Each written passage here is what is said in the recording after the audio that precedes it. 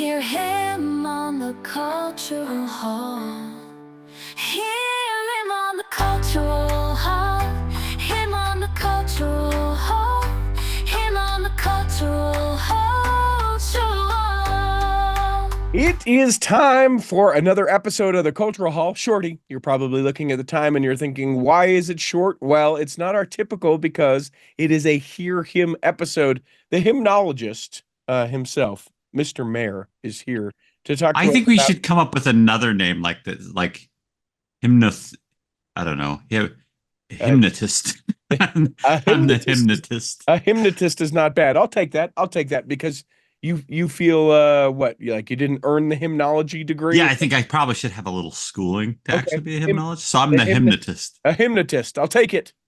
Let me try that all again. Not editing it out, of course, but now with the introduction. Joined by the hypnotist, Mr. Mayor himself. How are you, sir, as we talk about the new hymns that have been added? I'm doing to well. Christ I'm doing Saints. well. Not hymnbook yet. Hymn Gospel Library app. Gospel Library app. Hymns for Home and Church is the official. Like title. technically, it's in the hymn hymn compilation. Yeah. Hymn ebook. It's the hymn ebook.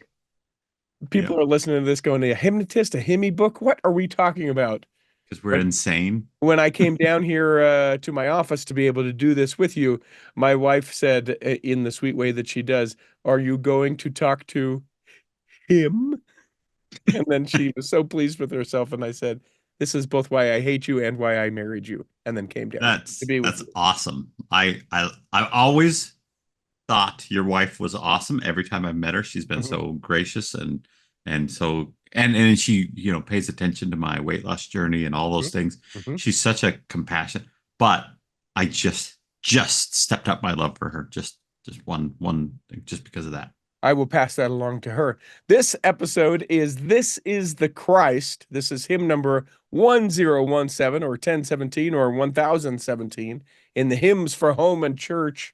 This is the one that has that big dramatic swell where it's like silent and then it goes, this is the Christ. Yes, yes. Words will butcher that moment across the... I'll tell you, this is going to be one of those ward choir wannabe hymns that people will do, and I relish that that's what will happen, and that there will be so many different versions that will have all kinds of good and bad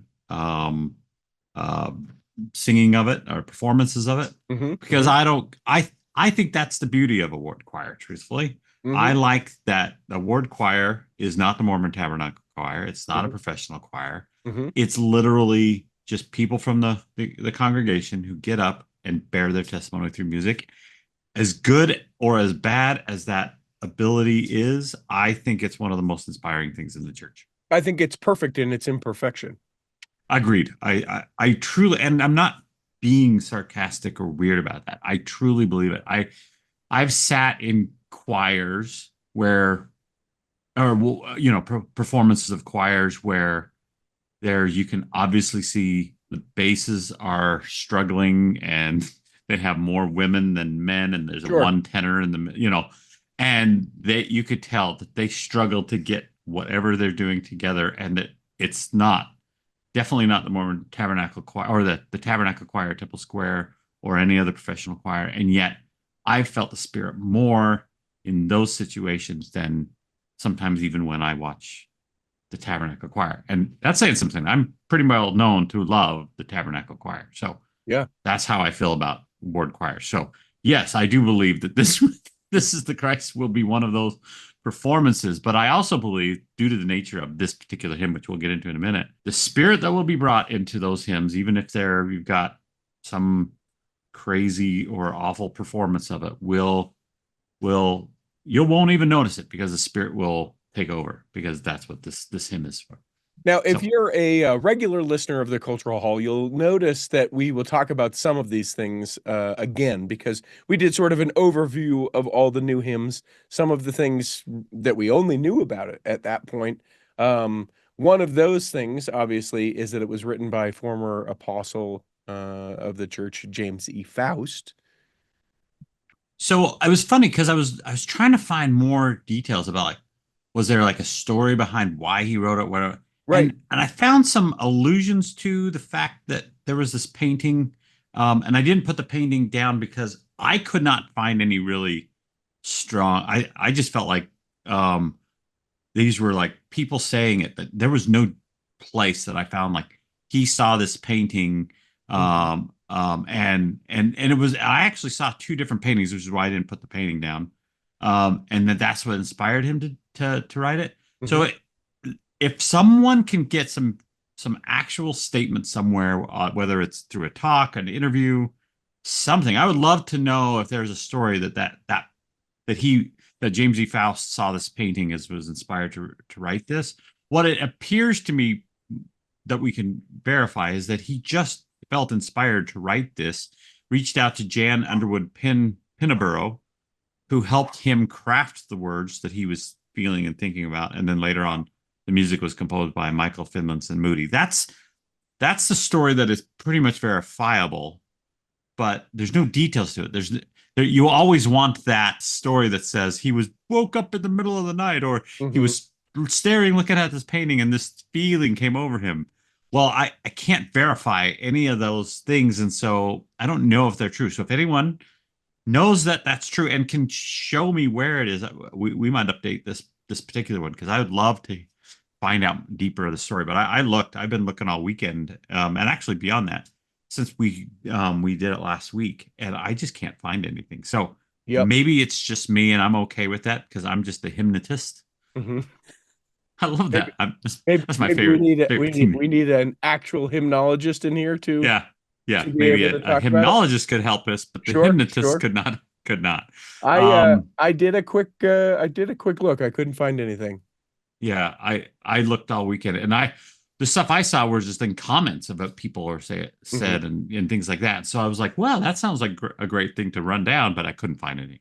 Yeah. However, what I will say is, regardless of the story, this particular hymn is quite powerful in its message. If you just read the lyrics without the music, it was quite stirring and beautiful. And then the music by Michael Finlinson Moody just adds that extra level of spirit. I saw a quote today about music. It says, I don't listen to music by what it sounds like. I listen to the music because of the way it makes me feel. I think this is one of those songs that kind of fall into that category. It's definitely how it makes you feel, kind of something notable about this. And the hymn, even though it's more of an adult hymn, obviously is sung in unison. So it feels like it could be sung with children in primary, and it probably will. And there's some definitely good versions of that. But there's not the parts. It's sung in unison, which is unlike normal hymns, right? So I thought that was interesting. And I actually think it's nice as a contrast sometimes to have a song sung in unison, right? Because then you're not focused on, oh, I'm singing the bass part or I'm singing the tenor part. Sometimes I lose hymns simply because I'm focused on singing the bass part or singing the tenor part. Sure. And I like to do that. But sometimes I'm like, well, if I'm focusing so much on singing those parts and I miss the actual point of the hymn. So sometimes I'll just sing a hymn, even in sacrament meeting, just sing the melody so I can focus on the hymn itself, especially in the sacrament. Whenever I'm doing a sacrament hymn, I don't often sing the parts, even though I would in the opening and closing. That's interesting. As a quick aside, I would be interested how people, because we use hymns as a worship within the church, if there are other things that people do, like you just said, maybe opening and closing song, you'll sing the parts, but for sacrament, you'll sing just the melody. I would love to know other ways that people worship with the song, what they've done. Contact at theculturalhall.com. Send that along. I'll offer one up as just an idea, just something I learned from my wife when I met her, is that during the sacrament, after we've sung the hymn, one of the ways she stays focused on the Savior during the sacrament is reading the hymn and other sacrament hymns. And that's not new. Other people have done that. But I always like to see my wife doing that. And I do it sometimes as well. she'll also do the thing she told me. This is something she told, where she doesn't read them like lyrics, because sometimes when you read them like lyrics, you stop at the end of the line and then you pause. But she reads them through the sentence. So whatever the sentence is, she'll read it all the way as if she was in paragraph form, reading it like a paragraph. It helps her focus on the message a little bit better as opposed to the meter, and the way the music would stop and start it. So it's just a thought. Yeah. Sometimes what I do is I just continue to sing. I just keep singing, even while they're passing the sacrament. Sing out loud. I just sing. I just keep going. And eventually the bishop has to come down and say, Are you all right? Is everything okay? Yeah, you okay? It's a way to be fellowship. I'm sure that happens a lot too. You get the bishop to come in. Sure. Yeah. Of course. He's your best friend now. Yeah. Yeah. He tells me. Where do you want to go in this? Okay. So, this is I think this is kind of proliferated. I don't know how to pronounce things. Proliferated the LDS culture the last few years. Sure. There's some notable performances on YouTube. Just Google them. You'll see everything from choirs doing it to kids doing it. But I think one of the more notable is the Tabernacle Choir. Not only did they perform this notably in General Conference several times, they actually have an album called "This Is the Christ" that is the Christ-centered songs, and it's. I was listening to it on Apple Music. It was quite good. And I'd heard most of them before, and I think I've heard that album before, but it was nice to go reintroduce it. I think it's almost like, I like to go through, like, why would this be included? Is almost like asking that question sees redundant just to ask it, because just because of the nature of what this hymn is and how it's gone through the LDS culture. But I do like the fact that This Is the Christ was written by James E. Faust, and that it is an expression of his testimony. He was one of my favorite apostles when he was alive. I always liked his kind of down to earth way of thinking about things, and his testimony of Jesus Christ was one of those things. So yeah, the thing that I love, going back to like the reading of the lyrics, or like why this song would be in, but just like the chorus of this hymn, and I think next to what Amazing Grace, obviously this is the most popular of the new ones that are added by far.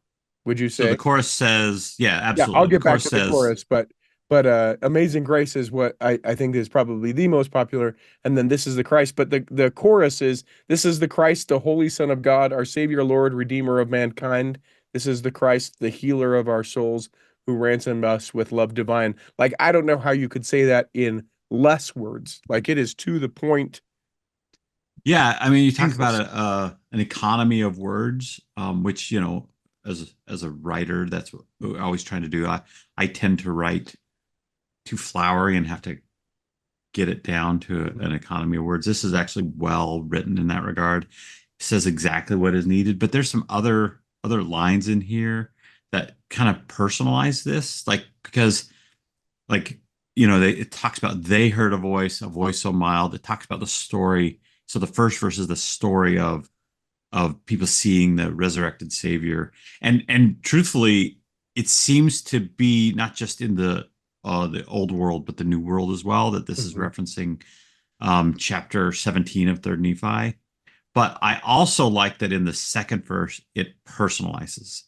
"I read his words, the words he prayed while bearing sorrow in Gethsemane. I feel his love, the price he paid.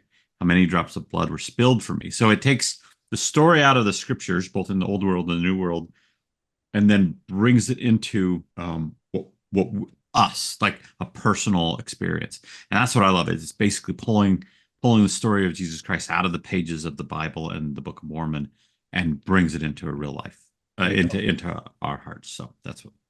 It's hymn number 1017. This Is the Christ, one of the new hymns. This is a hear hymn with the hymnotist. I do like that. I'm glad that we finally came around to that. Yeah. I think that's the right way. Mr. Mayor.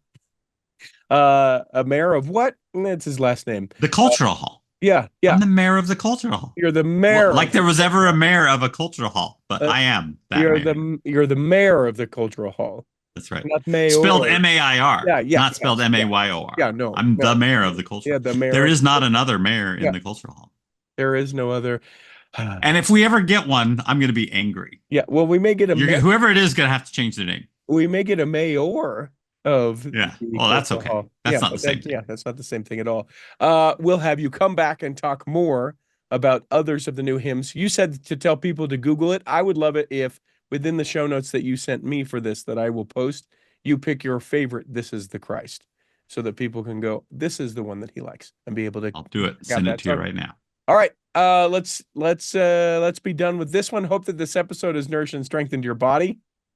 And if you're not healthy enough to listen this week, you'll be healthy enough to listen next week. And then when the time comes, you'll be able to travel home in safety. In the meantime, Chris at Alpine Lakes Travel, Rick McGee, Debbie Wanless, Chocolate Cake Bites Podcast, and the Tiger, with a U, will be saving a seat for you on the back row of the Cultural Hall. Save me a seat, it's sure to be neat on the back row. We really gotta go on the Cultural Hall show.